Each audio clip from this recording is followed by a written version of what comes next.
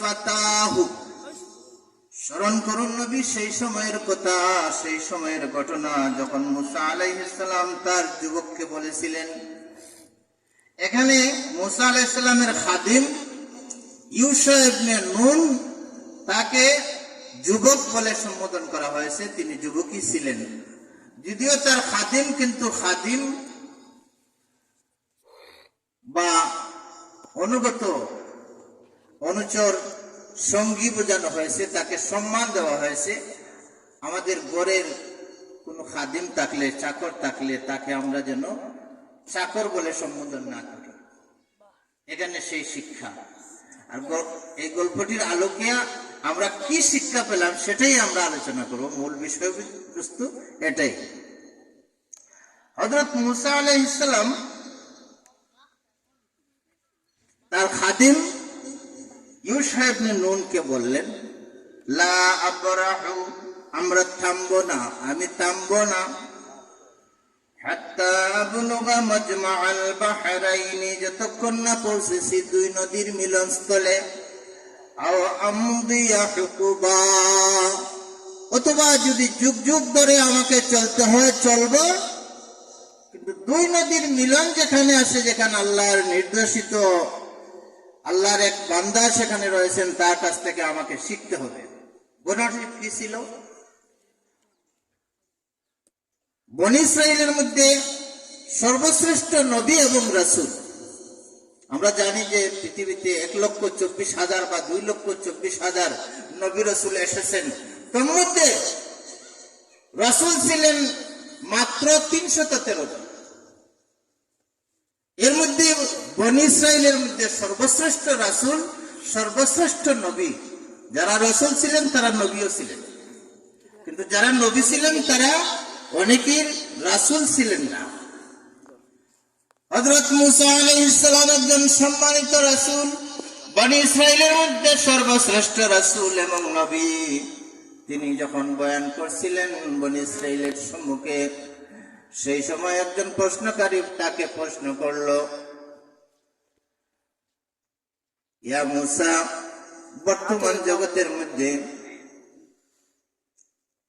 হালনাগাদ পৃথিবীর মধ্যে সর্বশ্রেষ্ঠ জ্ঞানী, সবচেয়ে শিক্ষিত, সবচেয়ে জাননেওয়ালা কোন ব্যক্তি? আল্লাহ তাআলা বলেছেন, ওয়া ফাওকা কুল্লি যী ইলমিন আলিম, একজন জাননেওয়ালার পরে আরেকজন জাননেওয়ালা আছে।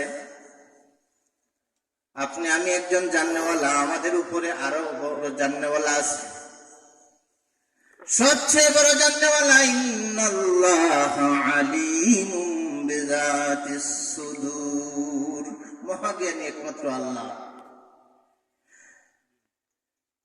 তিনি উত্তর দিলেন, আমি। কথাটি কেন বললেন? তৎকালীন সময় হযরত মুসা আলাইহিস সালামের উপরে আর জাননেওয়ালা তো কেউ নাই। ওয়া কাল্লামাল্লাহু মুসা তাকলিমা, যার সাথে আল্লাহ তাআলা কথা বলেছেন, এই কালিমুল্লাহর চেয়ে আর কে বড় হতে পারে? তিনিই তো সর্বশ্রেষ্ঠ রাসূল এবং নবী, বনী ইসরাইলের মধ্যে সর্বশ্রেষ্ঠ জাননেওয়ালা। তাহলে তার কথা তো মিথ্যা নয়, কথাটি সত্য। মুসা আলাইহিস সালাম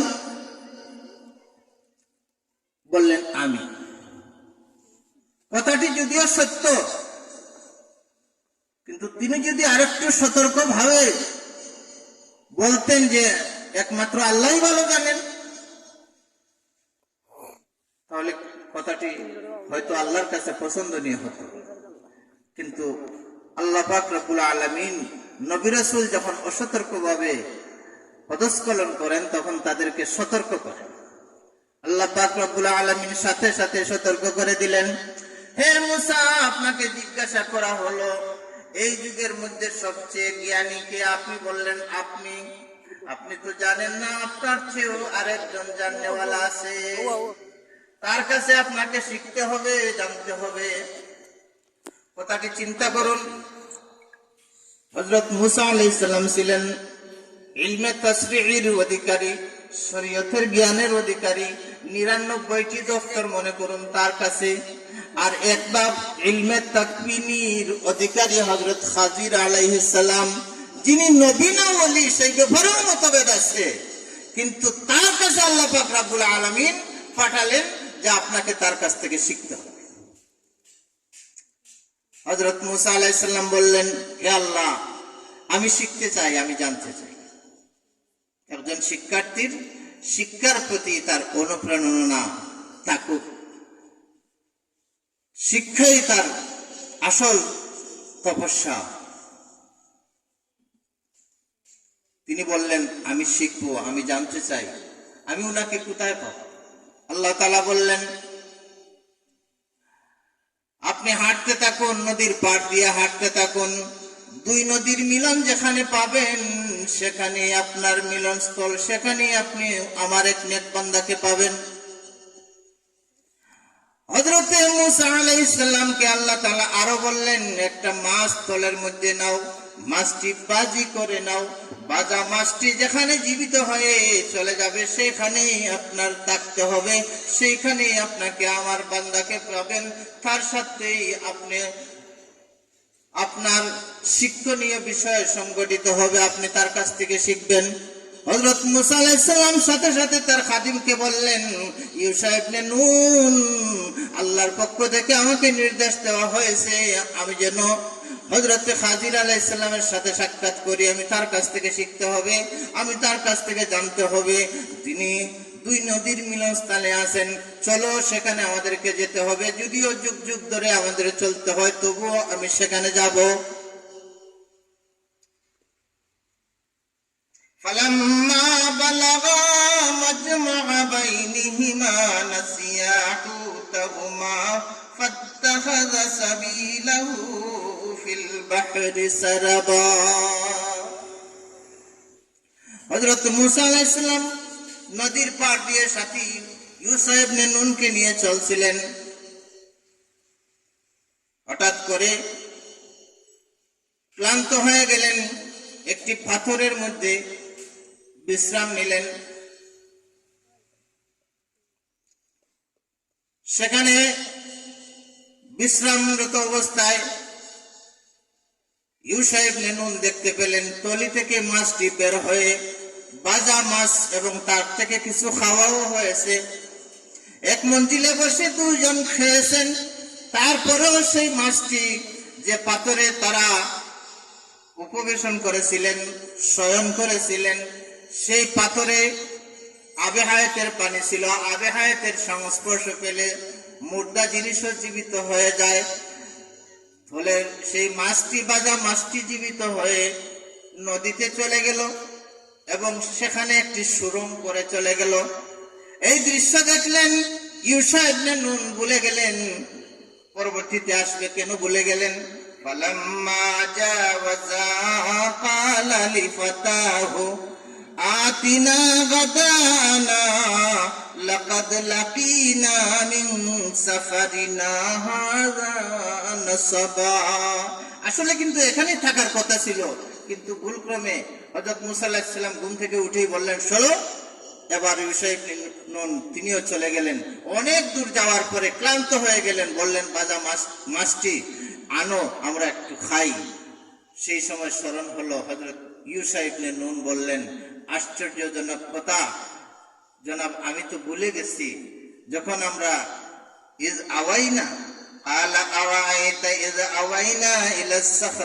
আমরা যখন আশ্রয় নিয়েছিলাম, আমরা যখন শায়িত ছিলাম সেই পাথরের মধ্যে, ফাইন্নি নাসিতুল হুত, আমি মাছের কথা ভুলে গিয়েছি। ওমা আনসানিহু ইল্লা শাইতানু আন আযকুরা, আর আমি তো বলিনি, আমাকে শয়তান ভুলিয়ে দিয়েছে, আপনার কাছে আলোচনা করতে পারিনি। ওয়াত্তাখাযা সাবিলাহু ফিল বাহরি আজাবা, আর সেই মাছটি কিন্তু সমুদ্রের মধ্যে একটি আশ্চর্যজনক সুরঙ্গ করে চলে গেছিল। ক্বালা যালিকা মা কুন্না নাবগি ফারতাদ্দা আলা আসারিহিমা কাসাসা। হযরত মুসা আলাইহিস সালাম বললেন, আমাদের তো কর্মস্থান সেখানেই ছিল। আবার ফিরে আসলেন, পায়ের প্রায় দৃষ্ট চিহ্ন দেখে দেখে ফাওয়াজাদা আবদাম মিন ইবাদিনা, সেই সুরুম দিয়ে যখন ঢুকলেন সেখানে তিনি পেলেন, আল্লাহ তাআলা বলেন আমার এক খাস বান্দাকে সেখানে পেলেন। আতাইনাহু রাহমাতাম মিন ইনদিনা, যাকে আমার বিশেষ রহমত দিয়েছি। ওয়াল্লামনাহু মিন লাদুন্না ইলমা, এবং আমার কাছ থেকে বিশেষ জ্ঞান তাকে শিক্ষা দিয়েছি। قال له موسى هل أتبعك على أن تعلمني مما علمت رشدا। সেখানে যখন পেলেন, বুখারী শরীফের বর্ণনায় আছে চাদর আবৃত অবস্থায় হযরতে খাজির আলাইহিস সালাম, হযরত খিজির আলাইহিস সালাম যখন শায়িত এই অবস্থায় সালাম করলেন হযরতে মুসা আলাইহিস সালাম, সালামের উত্তর দিয়ে জিজ্ঞাসা করলেন আপনি কে? হযরত মুসা আলাইহিস সালাম বললেন আমি মুসা। তিনি বললেন আপনি বনি ইসরাইলের মুসা? তিনি বললেন হ্যাঁ। আপনি এখানে কেন এসেছেন? তিনি বললেন আমি আপনার কাছ থেকে কিছু একটা শিখতে চাই, কিছু জানতে চাই। চিন্তা করুন, একজন জলিলুল কদর রাসূল তিনি বলতেছেন, যিনি আংশিক জ্ঞানের অধিকারী হযরত খিজির আলাইহিস সালাম, তার কাছ থেকে শেখার জন্য তিনি আহ্বান জানাচ্ছেন। হযরত খিজির আলাইহিস সালাম বললেন ওহে মুসা, আপনার কাছে এমন জ্ঞান আছে যে জ্ঞান আমার কাছে নাই। আমার কাছে এমন বিদ্যা আছে যে বিদ্যাটি আপনার কাছে নাই। লা তা'লামুহু আনতা, আপনি যা জানেন তা আমি জানি না। আর আমার কাছে এমন জ্ঞান আছে যেটা আপনারও বোধগম্য নয়, সুতরাং আপনি আমার সাথে থাকতে পারবেন না। হাল আত্তাবিউকা আলা আন তুআল্লিমানি মিম্মা উল্লিমতা রুশদা। মুসা আলাইহিস সালাম তাকে বললেন আমি আপনার অনুসরণ করব, আপনার কাছ থেকে আমি কিছু শিখতে চাই, জানতে চাই। قال إنك لن تستطيع معي صبرا। হযরত খিজির আলাইহিস সালাম বললেন আপনি আমার সাথে ধৈর্য ধারণ করে থাকতে পারবেন না। আপনি আমার সাথে থাকবেন কিন্তু ধৈর্য রাখতে পারবেন না। এমন কিছু ঘটনা ঘটবে যেগুলা দেখে আপনি সহ্য করতে পারবেন না। وكيف تصبر على ما لم تحط به خبرا, আর কিভাবে বা ধৈর্য ধারণ করবেন যে বিষয়ে আপনার কোনো নলেজ নাই। আলা সাতাজিদুনি ইনশাআল্লাহু সাবিরা ওয়া লা আ'সি লাকা আমরা। হযরত মুসা আলাইহিস সালাম বললেন অচিরেই আপনি আমাকে ইনশাআল্লাহ ধৈর্যশীল পাবেন। কোনো কথায় যদি, কোনো কাজে যদি আমরা ইনশাআল্লাহ বলি তার মধ্যে বরকত হয়, সেই কাজ করার আল্লাহ তৌফিক দান করেন। ওয়ালা আ'সি লাকা আমরা, আমি আপনার অবাধ্য হব না। আল্লাহ ফাইন ইত্তাবা'তানি ফালা তাসআলনি আন শাইইন হাত্তা উহদিসা লাকা মিনহু যিকরা। হযরত খিজির আলাইহিস সালাম বললেন আপনি আমার সাথে থাকবেন কিন্তু একটা শর্ত আছে, আমি যেসব কাজ হবে, যেসব ঘটনা ঘটবে আপনি কোনো বিষয়ে আপনি প্রশ্ন করবেন না যতক্ষণ না আমি আপনাকে বলেছি।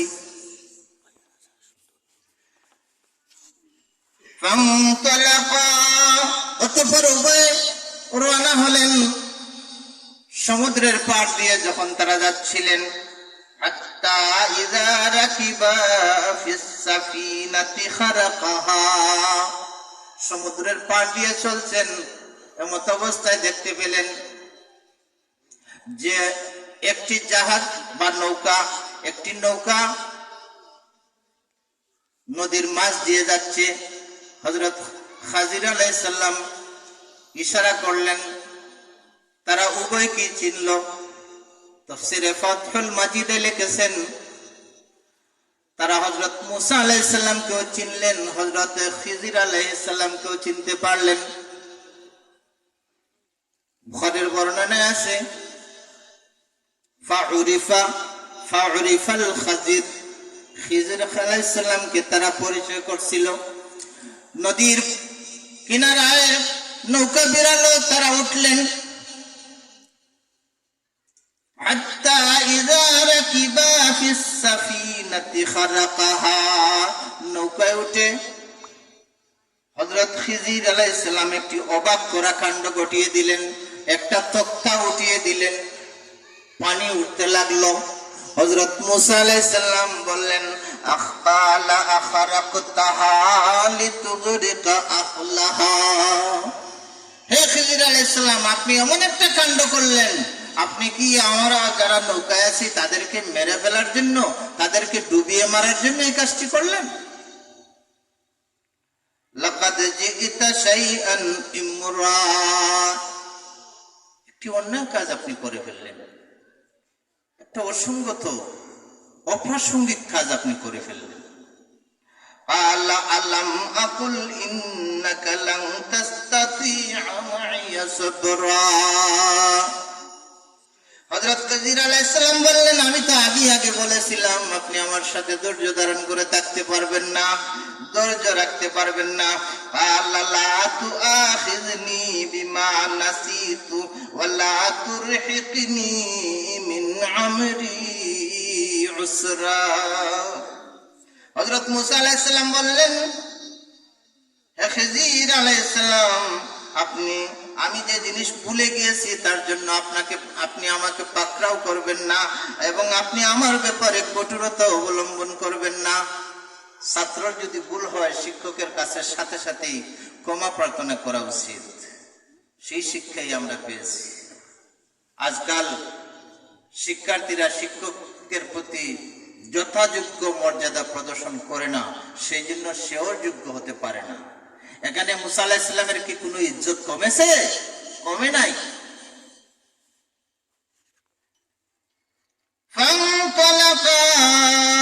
আবারও তারা চললেন, ঘটনা একটা ঘটে গেল, নৌকা তিনি ছিদ্র করলেন। 2 নম্বর, আবার তারা যখন উভয়ে চলছেন, হাত্তা ইযা লাকিয়া গুলামান ফাকাতালাহু কালা আকাতালতা নাফসান যাকিয়া, এক জায়গায় গিয়ে পেলেন ছোট ছেলেরা, তারা দৌড়াদৌড়ি করতেছে, খেলাধুলা করতেছে। তিনি একটা ছেলেকে পাশে ডাকলেন, তার মাথাটা গাছ থেকে বিচ্ছিন্ন করে দিলেন। হযরত মুসা আলাইহিস সালাম বললেন, আপনি এমন একটি পুত পবিত্র অন্যায় ভাবে একটা সন্তানকে, অন্যায় ভাবে একটি ছেলেকে আপনি হত্যা করলেন। লাকাদ জিইতা শাইআন নুকরা, আপনি তো একটা অপছন্দনীয় কাজ নিয়ে আসলেন, অপছন্দনীয় কাজ করলেন। ক্বালা আলাম আকুল লাকা ইন্নাকা লান তাসতাতিআ মাইয়া সাবরা, হযরত খিজির আলাইহিস সালাম বললেন, আমি তো আগেই বলেছিলাম আপনি আমার সাথে ধৈর্য ধারণ করে থাকতে পারবেন না। আল্লাহ ইন সাআলতুকা আন শাইইন বা'দাহা ফালা তুসাহিবনি, হযরত মুসা আলাইহিস সালাম বললেন, এরপরে যদি আমি আর কোনো কথা বলি, প্রটেস্ট করি, আমি আপনার বিরোধিতা করি, আমি যদি কোনো প্রশ্ন করি, তাহলে আপনি আমাকে আর সাথে রাখবেন না। আদ বালাগতা মিন লাদুন্নি উযরা, আমার পক্ষ থেকে একটি উযর হয়ে গেছে। ফান্তালাকা, আবারও তারা চললেন। হাত্তা ইযা আতায়া আহলা কারয়াতিন ইসতাতআমা আহলাহা, একটি গ্রামে বা শহরে তারা পৌঁছলেন। সেখানে এলাকাবাসীকে মেহমানদারি করার জন্য বললেন। ফাআবাও, তারা অস্বীকার করলো, মেহমানদারিও করবে না, আতিথ্যও করবে না। ফাওয়াজাদা ফিহা জিদারান ইউরিদু আন ইয়ানকাযা ফাআকামা, আসার পথে দেখলেন একটি দেওয়াল কাঠ হয়ে আছে, অচিরেই সেটি টুকরো টুকরো হয়ে ভেঙে পড়বে। সেই জন্য হযরত খিজির আলাইহিস সালাম মুসা আলাইহিস সালামকে নিয়ে তারা দেওয়ালটি ঠিক করে দিলেন, সোজা করে দিলেন। ক্বালা লাউ শি'তা লাত্তাখাযতা আলাইহি আজরা। হযরত মুসা আলাইহিস সালাম বললেন, হে আল্লাহর নবী হযরত খিজির, আপনি ইচ্ছা করলে এই এলাকাবাসীর কাছ থেকে এটার প্রতিদান নিতে পারতেন, মজুরি নিতে পারতেন, কিন্তু বিনা পারিশ্রমিকে আপনি তাদের এই দেওয়াল ঠিক করে দিলেন। যারা আমাদেরকে খাওয়ালো না, আপ্যায়ন করলো না, আতিথ্য গ্রহণ করলো না, মেহমানের ইজ্জত দিল না, তাদের আপনি উপকার করে দিলেন।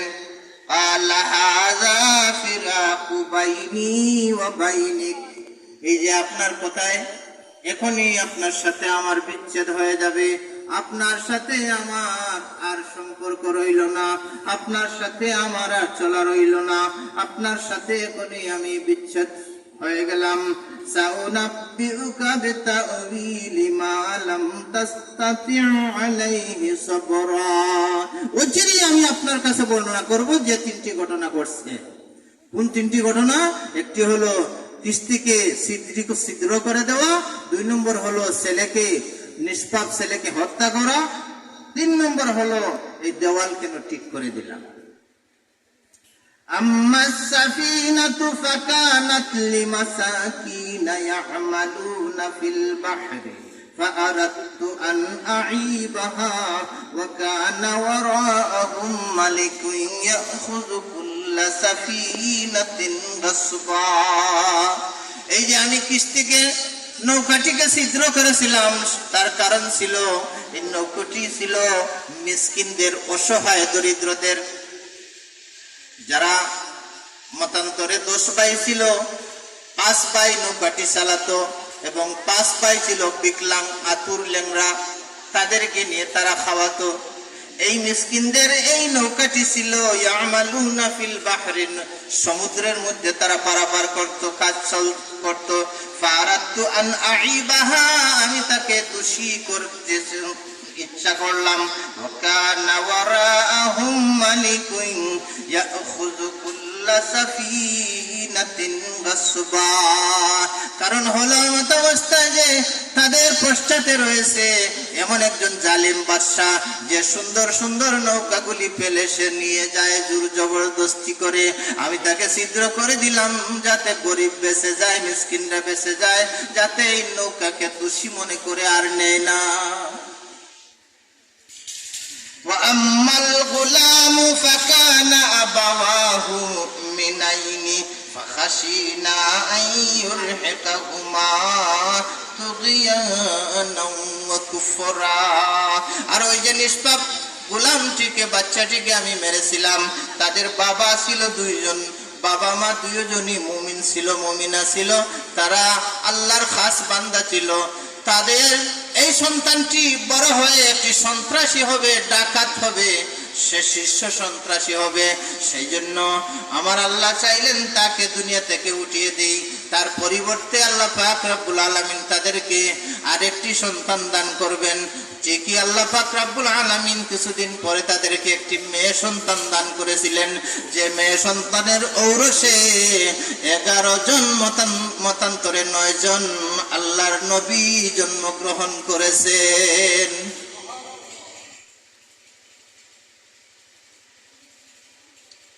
فخشينا أن يرهقهما طغيانا وكفرا। আমরা চাইলাম এই সন্ত্রাসী ছেলেকে যে কুফরি করবে, যার কারণে বাবা মার ঈমান পর্যন্ত বিঘ্ন হওয়ার আশঙ্কা রয়েছে, সেই জন্য তাকে দুনিয়া থেকে উঠিয়ে দিলাম। ফারাবনা ইউবদিলাহুমা রাব্বুহুমা খায়রাম মিনহু যাকাতাও ওয়া আকরাবা রুহমা। وأما الجدار فكان لغلامين يتيمين في المدينة وكان تحته كنز لهما وكان أبوهما صالحا। আর ওই যে দেওয়ালটি ঠিক করে দিলাম, দেওয়ালটি সোজা করে দেওয়ার কারণ হলো ওই দেওয়ালের মালিক ছিল একজন এতিম, দুইজন এতিম বালকের বাবা। তারা দুনিয়া থেকে চলে গেছে। এই এতিম বালক দুটি এই দেওয়ালের নিচে তাদের সম্পদ রাখা আছে, গচ্ছিত সম্পদ তাদের বাবা রেখে গেছেন। ওই দেওয়ালটি ছিন্ন বিচ্ছিন্ন হয়ে যায়, টুকরো টুকরো হয়ে পড়ে যায়, তাহলে দেওয়ালের নিচে যে সম্পদ আছে সেই সম্পদটি বের হয়ে যাবে।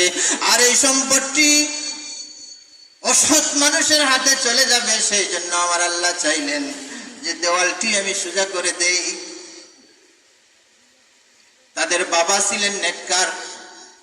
একজন মানুষ যদি বংশের মধ্যে নেককার থাকে তাহলে কয়েক সিঁড়ি পর্যন্ত আল্লাহর রহমতে বেষ্টন হয়ে যায়। فأراد ربك أن يبلغا أشدهما ويستخرجا كنزهما। আপনার প্রতিপালক চাইলেন তারা যেন প্রাপ্তবয়স্ক হয়ে যায় এবং তাদের সম্পদ যেন অন্যের হাতে না যায়, তাদের সম্পদ যেন তাদের হস্তগত হয়। রাহমাতাম মির রাব্বিক, এটা আল্লাহর আপনার প্রতিপালকের বিশেষ রহমত। ওমা ফাআলতুহু আন আমরি, হে মুসা আপনি জেনে রাখুন আপনি আমার সাথে যতক্ষণ ছিলেন যা ঘটনা ঘটেছে, আমি যা ঘটাইছি সেগুলা আমার নিজস্ব কোনো ক্ষমতায় করি নাই। ওমা ফাআলতুহু আন আমরি, এই কাজগুলো আমি নিজের ইচ্ছায় করি নাই। যালিকা তা'ওয়িলু মা লাম তাসতি' আলাইহি সাবরা, এই ছিল আপনার সাথে ঘটা তিনটি ঘটনার প্রাপ্ত ফলাফল। যে ঘটনাগুলো আমি ঘটিয়েছি সেই ঘটনাগুলো আমার আল্লাহর ইশারায় করেছি, আমার নিজের ক্ষমতা বলে কিছুই করি নাই। সুবহানাল্লাহি ওয়া বিহামদিহি সুবহানাল্লাহিল আযীম। এই এতিমদের দেওয়ালের নিচে কি সম্পদ ছিল? সম্পদ ছিল স্বর্ণের একটি তখতি। স্বর্ণের একটি তখতির মধ্যে লেখা ছিল লা ইলাহা ইল্লাল্লাহু মুহাম্মাদুর রাসূলুল্লাহ। ওই ব্যক্তির দিকে তাকালে আশ্চর্য বোধ করি, যে ব্যক্তি জানে দুনিয়ার জগৎ ছেড়ে চলে যেতে হবে, তারপরেও সে দুনিয়াতে হাসি তামসা করে।